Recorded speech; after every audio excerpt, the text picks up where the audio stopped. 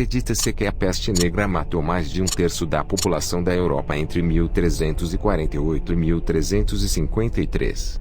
As vítimas da peste costumavam morrer em poucos dias, e os sintomas horríveis tornavam esses últimos momentos de vida absolutamente terríveis. A peste negra foi causada pela bactéria Yersinia pestis, transmitida por pulgas presentes nos roedores.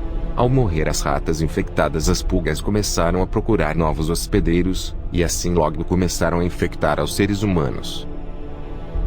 Devemos relembrar que na época medieval, não existiam os mecanismos de diagnóstico que temos atualmente.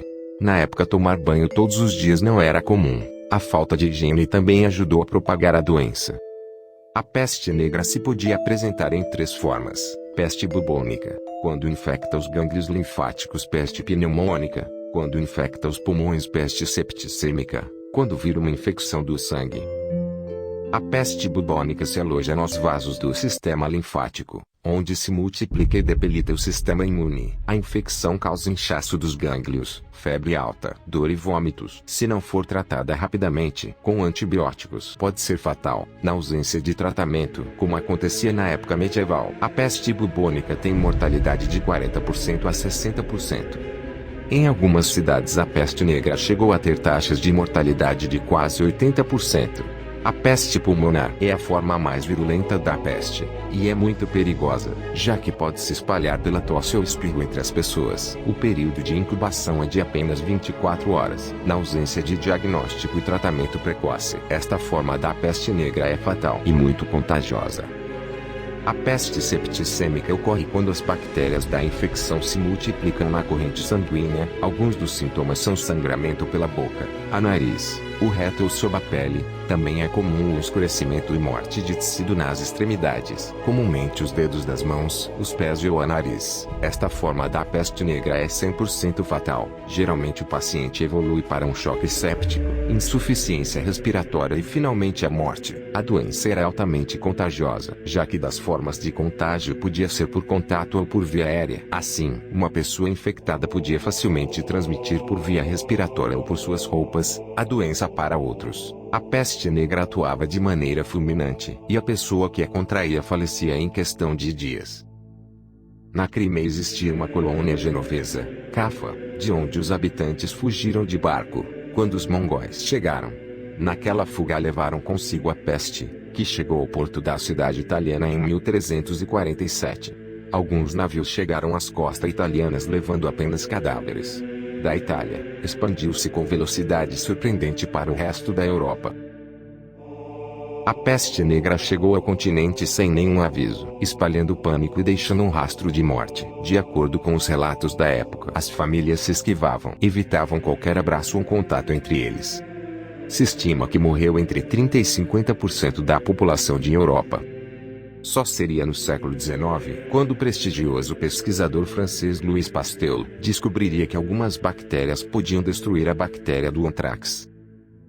Ainda teríamos que esperar quase 600 anos para que a penicilina seja descoberta por Alexander Fleming, no ano de 1928.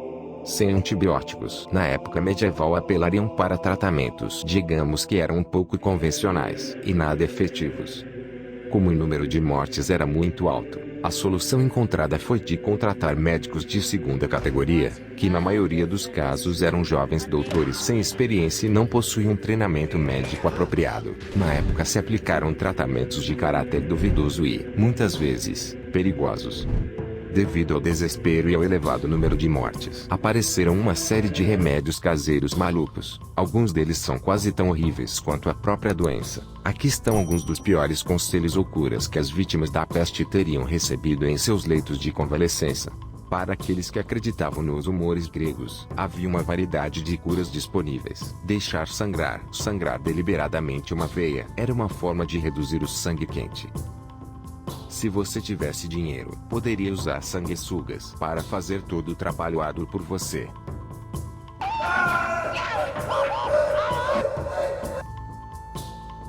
Sem analgésicos, esse procedimento era angustiante e, com níveis de saneamento da época que deixavam muito a desejar, infecções horríveis eram comuns. Um método de tratamento popular que realmente sobreviveu até hoje foi a aromaterapia. ou seja, o tratamento do corpo com diferentes aromas.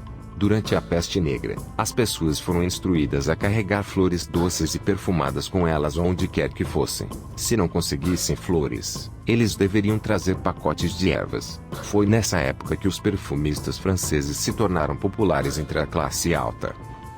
Quando as pessoas descobriram que a peste negra estava no ar, começaram a visitar ou mesmo morar em esgotos fedorentos. As pessoas acreditavam que o fedor forte de dejetos humanos apodrecendo desencorajaria um ar mais limpo, porém mais doente, de se aproximar e infectá-los. Isso não funcionou, é claro, e, além de serem suscetíveis à peste, muitas vezes morriam de outras doenças.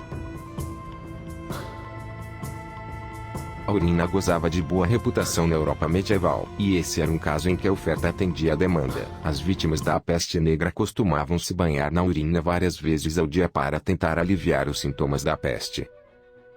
Além do tomar banho de urina, era recomendado que o paciente tomasse um copo desse líquido. O xixi era recolhido por membros não infectados do público. Era dado ou vendido aos doentes com a mesma naturalidade com que poderíamos oferecer a um doente um copo de suco de laranja nos dias de hoje.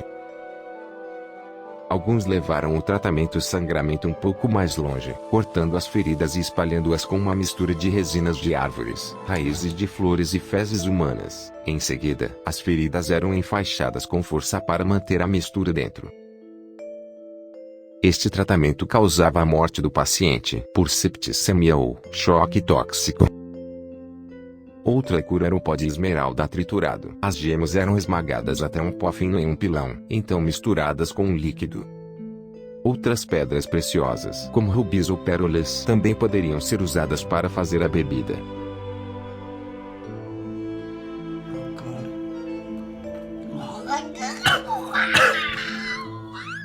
Em um mundo ainda mais religioso do que hoje, não era de se admirar que a maioria das pessoas se voltasse para a religião. Algumas pessoas acreditavam que a temida doença era um castigo de Deus, e outras pensavam que Deus as estava testando.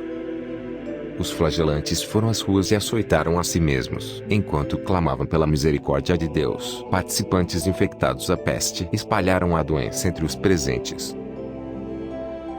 Existiram alimentos usados como fórmula anti-peste negra na época medieval, já que contêm ingredientes que eram antibacterianos ou antivirais. Estes alimentos eram usados para tratar gripes e pneumonia, mas não funcionaram contra a peste negra.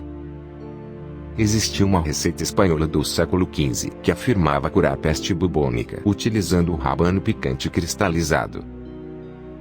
O melaço, que é um subproduto da produção de açúcar, se costumava dar a pacientes doentes com a peste negra, mas ele precisava ter pelo menos 10 anos de envelhecimento para ser considerado eficaz. Acreditava-se que a substância velha, fedorenta e pegajosa combatia não apenas os horríveis efeitos da doença, mas também deveria se livrar dela para sempre. A Idade Média teve um monte de gente louca oferecendo conselhos insanos. De longe, um dos mais estranhos foi o método Vicari, em homenagem a Thomas Vicari, um médico inglês que inventou a técnica. Um frango saudável era levado para depenar o dorso e o traseiro. Essa parte nua do frango vivo era então aplicada nos nódulos inchados da pessoa doente, e o frango era amarrado nesse lugar. Quando a galinha mostrava sinais de doença, pensava-se que estava extraindo a doença da pessoa. Então era removido, lavado e amarrado de volta, e isso continuou até que o frango ou o paciente morresse.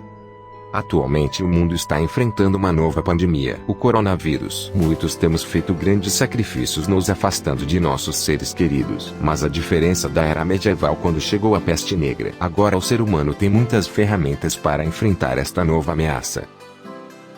Até então, não precisa fazer loucuras. Mantenha o distanciamento social, saia quando seja necessário. Isso sim, sempre utilizando sua máscara. Assim, com as chegadas das vacinas, daremos início ao processo de vacinação massiva e venceremos esta nova pandemia do coronavírus.